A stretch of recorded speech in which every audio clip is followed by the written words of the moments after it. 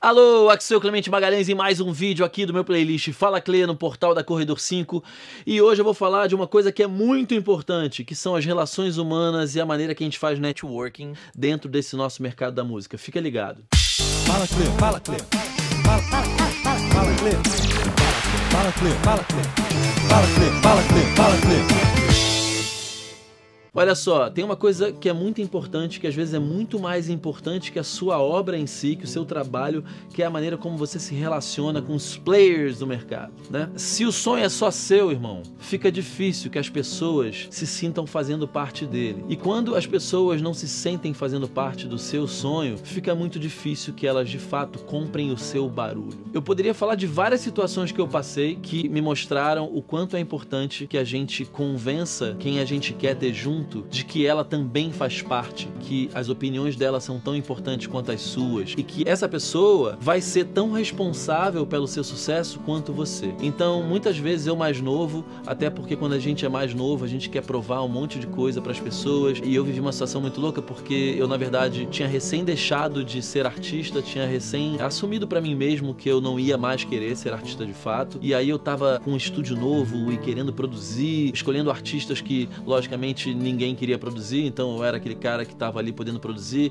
e apostando em coisas novas, e aí querendo levar as coisas novas na gravadora. Naquela época não tinha outra forma, então eu levava demos em gravadoras, eu levava artistas em gravadora, eu levava AIRs em shows, e muitas vezes a pessoa vinha com uma opinião e eu arrogantemente, até porque eu queria, sei lá, numa busca pessoal de autoafirmação, eu acabava falando, não, mas você não entendeu nada, aquelas coisas que a gente faz quando a gente é imaturo. E na verdade, sempre que isso aconteceu, eu não consegui que esse artista fosse contratado, eu não consegui que o empresário entrasse de parceiro no projeto e colocasse dinheiro ou as próprias conexões em prol do trabalho. E aí uma coisa que eu fui entendendo aos poucos, que a maneira mais fácil da gente envolver pessoas que a gente quer no trabalho é deixar elas também terem voz, deixar que elas também deem opiniões, mesmo que em algum momento essas opiniões você acha que são super descartáveis. Ouça a opinião dessa pessoa, reflita sobre essa opinião, leve ela pra casa, mesmo que depois você diga, cara, não vou usar. Ou então,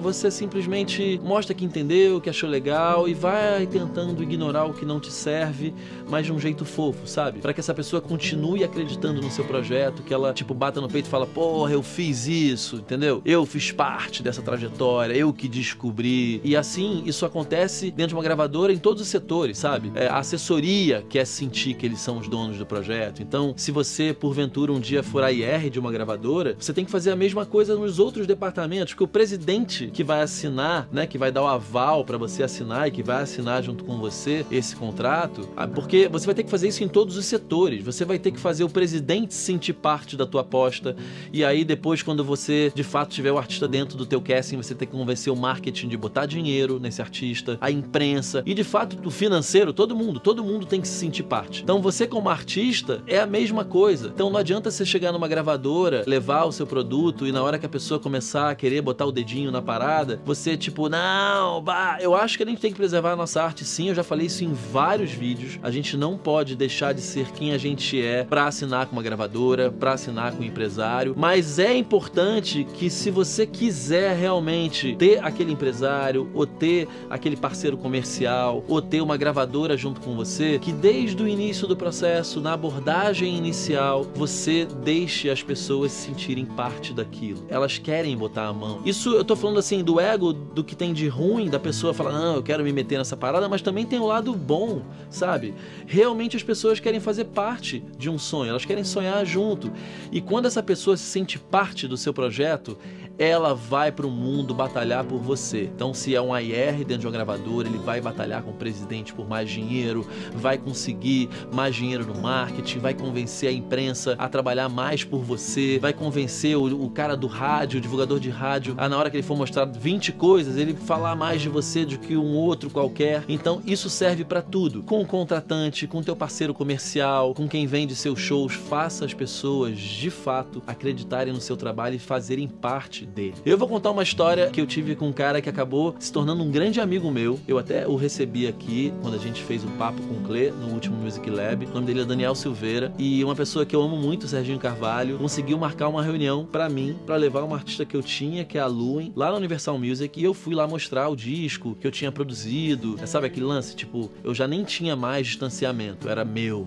Era uma artista que também confiava muito em mim, porque ela era muito jovem, então era eu, jovem, arrogante, como artista jovem, levando um disco numa gravadora multinacional. E eu me lembro que o Daniel Silveira, que era o AIR, recebeu a gente. Na verdade, alguém falou: olha, você tem que receber o tal do Clemente, que tem uma artista chamada Luen, e fui eu, a Ivone de Virgílis, que é uma empresária, tipo, lendária do mercado, Sérgio Carvalho, que é uma pessoa que eu amo muito. Sentamos lá, tava o Miguelzinho, que hoje é, inclusive, o AIR da companhia. E aí, o Daniel, que também não é um cara fácil, assim como eu, começou a dar um monte de opinião. Um monte, assim, em sequência. De um jeito que eu acho que ele hoje, fazendo autocrítica, ele também vai chegar à conclusão que talvez, em alguns momentos, ele tenha sido um pouco arrogante, como eu, fazendo autocrítica.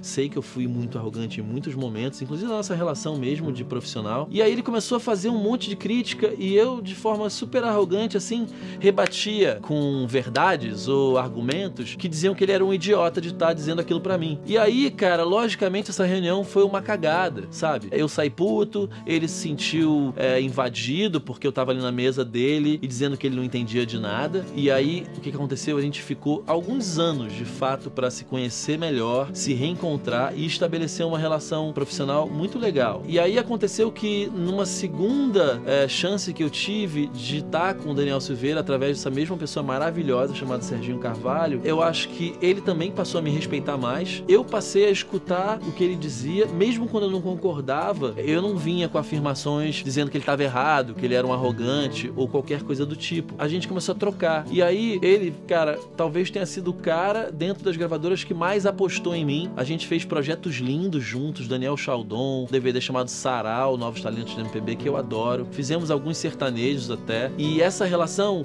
foi construída nesses moldes. Eu, Clemente Magalhães, deixei de ser aquele menino arrogante que queria dizer que ele não entendia nada. E ele também estava do lado de lá com uma baita de uma responsabilidade. Ele tinha acabado de assumir a gravadora, que o Max Pierre tinha sido mandado embora. E ele também estava ali tentando se afirmar. Só que se naquele primeiro momento, talvez eu tivesse escutado o que ele tinha para dizer, concordado, refletido, a gente teria feito coisas lindas bem antes. E talvez até a Luen teria chegado mais longe, que no final a gente assinou com um selo, que também, por impossibilidades financeiras, na época ainda tinha a questão do jabá, como tem hoje, mas era muito mais importante, né? Não tinha Spotify, etc. Também não rolou nesse selo. E eu demorei anos para voltar a ter a chance de ter uma relação com o Daniel Silveira, que se tornou um cara muito importante na minha vida. Então eu tô contando essa história para que você não repita os meus erros. Traga quem tá do lado de lá para perto, sabe? Aprenda a escutar. Eu acho que cada um tá na vida por um objetivo.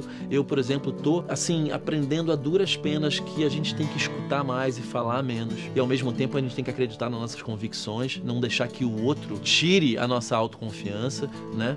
Baixe a nossa autoestima, mas ao mesmo tempo a gente tem que escutar, a gente tem que ter humildade e a gente tem que estar, de fato, corpo presente, escuta aberta com quem tá fazendo negócios com a gente, com quem tá acreditando no nosso sonho e dando a mão pra seguir em frente. Então é isso, gente. Assina o canal, toca o sininho, a gente se vê no próximo vídeo. Valeu, beijo.